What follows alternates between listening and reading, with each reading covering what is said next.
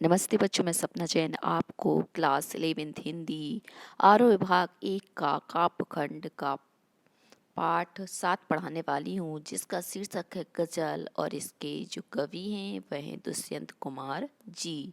तो चलिए शुरू करते हैं दुष्यंत कुमार जी के जीवन परिचय से। इनका जन्म सन 1933 में हुआ। कहाँ हुआ? राजपुर नवादा गांव में हुआ। ये कहाँ आता है? तो उत्तर प्रदेश में आता है। इनकी प्रमुख रचनाएं हैं सूर्य का स्वागत, आवाज़ों के घेरे, साये में धूप, जलते हुए वन का बसंत। ये सभी काव्य खंड हैं, अर्थात काव्य हैं। एक कंठ पिस्पाई गीति नाट्य है और छोटे छोटे सवाल, आंगन में एक वृक्ष और देह, दोहरी जिंदगी, ये इनके उपन्यास हैं।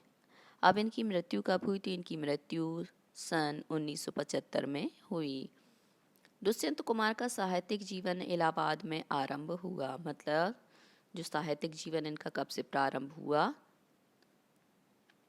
तो इलाहाबाद से ही प्रारंभ हुआ। वहाँ की साहित्यिक संस्था परिमल की गोष्ठियों में बेसक्रिय रूप से भाग लेते रहे और यहाँ पर इनकी जो साहित्यिक संस्था थी वहाँ पर इन्होंने परिमल नाम की एक पत्रिका लिखी और उसी में भाग लेते रहे और नए पत्ते जैसे महत्वपूर्ण पत्र के साथ भी जुड़े रहे और नए पत्ते पत्रिका थी, इसका संपादन का कार्य भी ये करते रहे। आजीविका के लिए आकाशवाणी और बाद में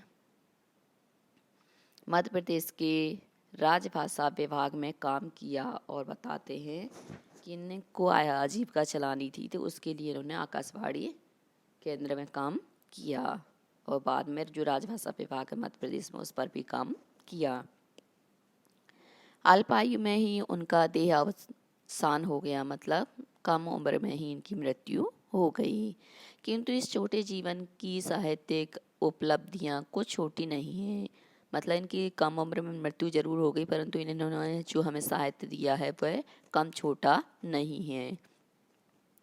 गजल की विधा को हिंदी में प्रतिष्ठित करने का श्रेय अकेले दुष्यंत को ही जाता है और जो गजल की विधा है हिंदी में स्थापित करने के लिए, प्रसिद्धि देने के लिए सिर्फ एकमात्र दुष्यंत कुमार का नाम ही इसमें आता है। उनके कई शेर साहित्यिक एवं राजनीतिक जमावड़ों में लोकोक्तियों की तरह दोहराए जाते हैं और कहते हैं कि इनकी शेर आज भी साहित्यिक प्रोग्राम होता है, राजनीतिक जलसा वगैरह निकलता है, जुलूस निकलते हैं तो उनमें लोकोक्तियों की तरह दोहराए जाते हैं। साहित्यिक गुणवत्ता से समझौता न करते हुए भी दुष्यंत ने लोकप्रियता के नए प्रतिमान कायम किए हैं और साहित्यिक गुणवत्ता से इन्होंने कोई समझौता नहीं किया है। जो सही होना चाहिए वही कार्य साहित्य के लिए किया है और इसी कारण से इनकी लोकप्रियता भी स्थापित हो गई। अब यहाँ पर एक कंठ पिस्पाई शीर्षक गीति नाट्य हिंदी साहित्य की एक महत्वपूर्ण व बहुप्रचलित कृति है। यहाँ दुष्यंत की जो गजल दी गई है वह उनकी गजल संग्रह साये में धूप से ली गई है। गजल का संग्रह है, उसका शीर्षक है साये में धूप, इससे यह गजल ली गई है। गजलों में शीर्षक देने का कोई चलन नहीं है, इसलिए यहाँ कोई शीर्षक नहीं दिया जा रहा कि हुई गजल में कोई शीर्षक नहीं देते हैं। गजल एक ऐसी विधा है जिसमें सभी शेर अपने आप में मुकम्मल और स्वतंत्र होते हैं। उन्हें किसी क्रम व्यवस्था के तहत पढ़े जाने की दरकार नहीं है कि मतलब क्रम से ही पढ़ना जाना चाहिए, ऐसा कुछ नहीं है, आगे पीछे करके भी हम पढ़ सकते हैं। इसके बावजूद दो चीज़ें ऐसी हैं जो इन शेरों को आपस में गूंथकर एक रचना की शक्ल देती हैं, मतलब एक रचना के रूप में प्रस्तुत करती हैं।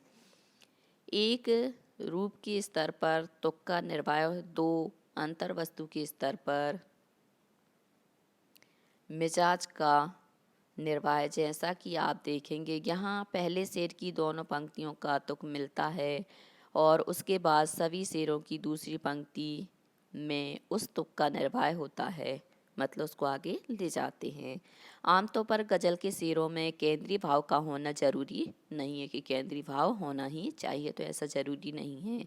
लेकिन यहाँ पूरी गजल एक खास मनस्थिति में लिखी गई जान पड़ती है।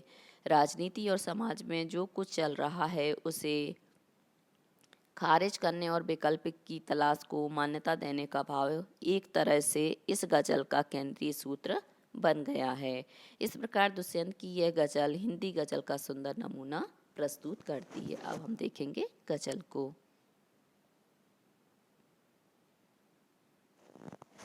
कहाँ तो तय था चिरागा हर एक घर के लिए, कहाँ चिराग मयस्सर नहीं शहर के लिए। यहाँ दरख्तों के साये में धूप लगती है, चलो यहाँ से चलें और उम्र भर के लिए। ना हो कमीज तो पाँवों से पेट ढक लेंगे, ये लोग कितने मुनासिब हैं इस सफ़र के लिए। खुदा नहीं ना सही आदमी का ख्वाब सही, कोई हसीन नचारा तो है नज़र के लिए। वे मुतमई हैं कि पत्थर पिघल नहीं सकता, मैं बेकरार हूँ आवाज़ में असर के लिए। तेरा निजाम है सिल दे जुबान शायर की, ये एहतियात ज़रूरी है इस बहर के लिए। जिए तो अपने बगीचे में गुल मोहर के तले, मरे तो गैर की गलियों में गुल मोहर के लिए। अब हम यहाँ पर इन गज़लों में जो पंक्तियाँ दी गई हैं इनका अर्थ समझते हैं। प्रस्तुत गज़ल कवि दुष्यंत कुमार द्वारा रचित है, मतलब उनके द्वारा लिखी हुई है, जिसमें वर्तमान राजनीतिक और सामाजिक व्यवस्था में जो कुछ चल रहा है उसे खारिज करने और विकल्प की तलाश को मान्यता देने की कोशिश की गई है। मतलब उसको हटाने के लिए, ख़त्म करने के लिए और उसके स्थान पर दूसरा विकल्प हम खोज सकें, ऐसी कोशिश प्रयास किया गया है। कवि राजनीतिकों द्वारा निर्मित सामाजिक व्यवस्था की वास्तविकता पर प्रकाश डालते हुए कहता है कि स्वतंत्र भारत का जो सपना उन्होंने देखा था वह पूरा ही नहीं हुआ। नेताओं ने प्रत्येक घर में खुशियों के दिए जलने के सपने दिखाए थे। मतलब नेता लोग आते हैं, वादे करते हैं, हम आपके यहाँ पर नल लगा देंगे, हम आपको है ना सुख सुविधाएं जितनी भी होती हैं वह उपलब्ध कराएंगे, आप हमें वोट दीजिए। और जैसे ही वोट मिलते हैं वो सारे वादे अपने भूल जाते हैं, जबकि पूरा समाज ही इन सुख सुविधाओं से वंचित है। जिन्होंने जन कल्याण का दायित्व लिया, मतलब जो नेताजी लोग रहते हैं जन कल्याण का दायित्व अपने कंधों पर लेते हैं और उसी में भ्रष्टाचार करने लगते हैं, उसी भ्रष्टाचार में लिप्त भी हो जाते हैं। यहाँ के लोग कर्म पर नहीं भाग्य पर विश्वास करते हैं और भारतीय लोग कर्म नहीं करते, भाग्य के भरोसे बैठे रहते हैं। तो कर्म से ज़्यादा ये भाग्य को अपना महत्व देते हैं। उन्हें जितना मिल जाए उसी में संतोष कर लेते हैं। भारतीय लोग ऐसे होते हैं जितना मिल गया तो संतोष कर लिया और जानने की और चाहने की चाहत नहीं रखते हैं। ऐसे लोग अभावों में रहकर भी खुश हैं और किसी से शिकायत नहीं करते। संघर्ष और परिवर्तन की भावना उनके मन में कभी नहीं आती है कि हमें अपने हक के लिए संघर्ष करना चाहिए या हमें ये सुविधाएं नहीं हैं तो इनको बदल कर दूसरी सुविधाओं को लाना चाहिए। इन्हीं लोगों के कारण कुशासकों को प्रोत्साहन मिलता है, जिसके कारण समाज में परिवर्तन की कल्पना भी नहीं की जा सकती कि हम कोई समाज में बदलाव भी कर लें। शोषित वर्ग इस बात से आश्वस्त है कि समाज में कभी परिवर्तन नहीं ला जा सकता। वे पत्थर दिल बने नेताओं के शोषण में पूरी जिंदगी गुजारने के लिए तैयार हैं। कवि इन जैसे लोगों के मन में क्रांति की आग लगाना चाहता है ताकि वे अपने अधिकारों और स्वतंत्रता के प्रति जागरूक हो सकें। शासक तो यही चाहते हैं कि उनके विरुद्ध कोई आवाज़ ना उठाए, लेकिन कवि के जीवन का एकमात्र लक्ष्य है कि वे अपने सपनों के भारत के निर्माण के लिए ही जिएं। वे ऐसे सुखी और समृद्ध भारत का निर्माण चाहते हैं जहां प्रत्येक के लिए न्याय और सभी के मन में जन कल्याण की भावना व्याप्त हो। अर्थात सभी के मन में क्या है, जन कल्याण की ही भावना प्रबल हो, उसी को सभी लोग एक साथ चाहें, तभी हमारा सपना का जो भारत है वह भारत बन सकता है।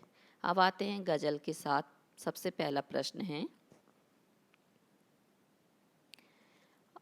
आखिरी शेर में गुलमोहर की चर्चा हुई है, क्या उसका एक खास तरह के फूलदार वृक्ष से है या उसमें कोई सांकेतिक अर्थ निहित है।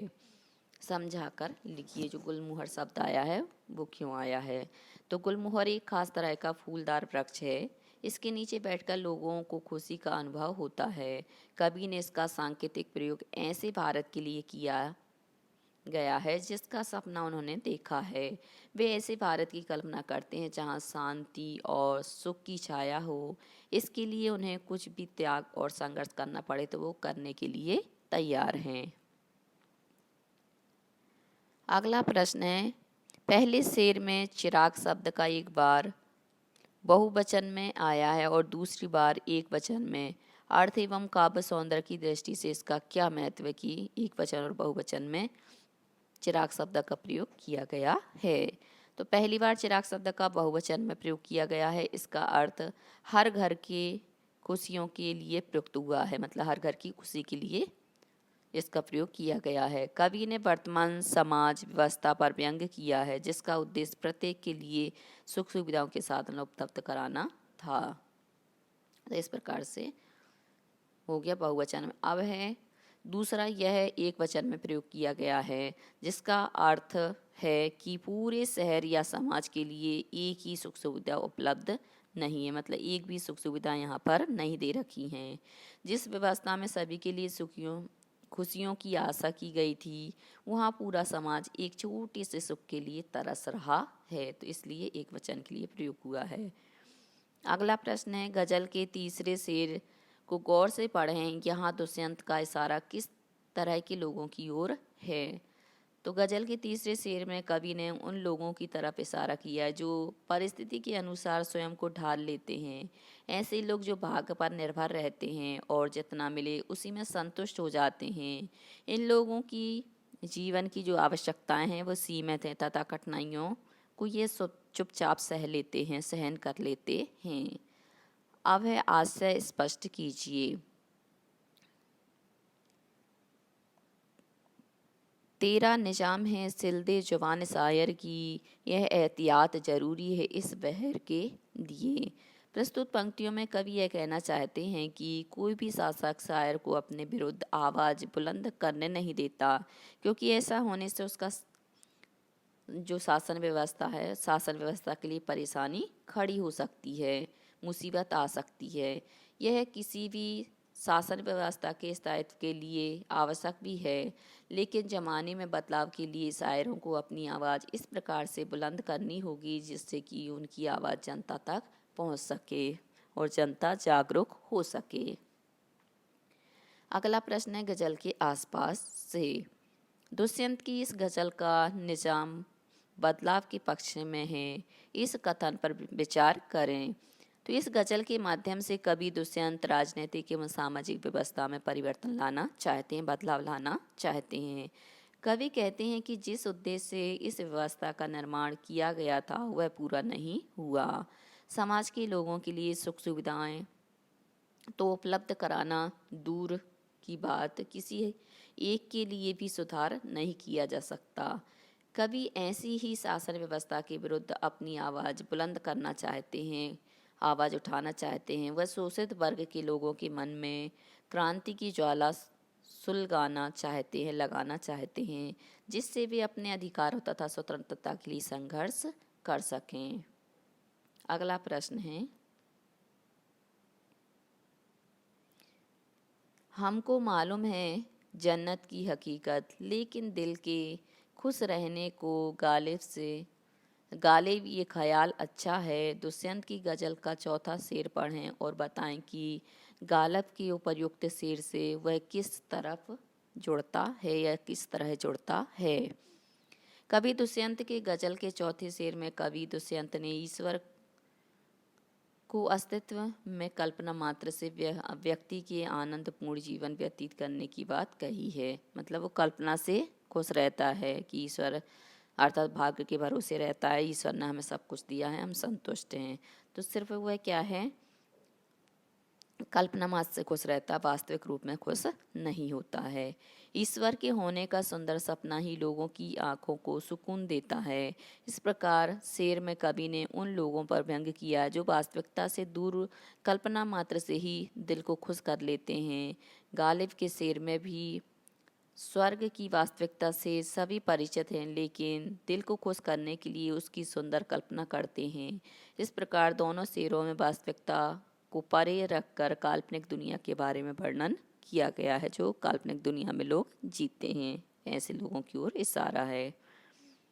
यहाँ दरख्तों के साए में धूप लगती है, यह वाक्य मुहावरे की तरह अलग अलग परिस्थितियों में अर्थ दे सकता है।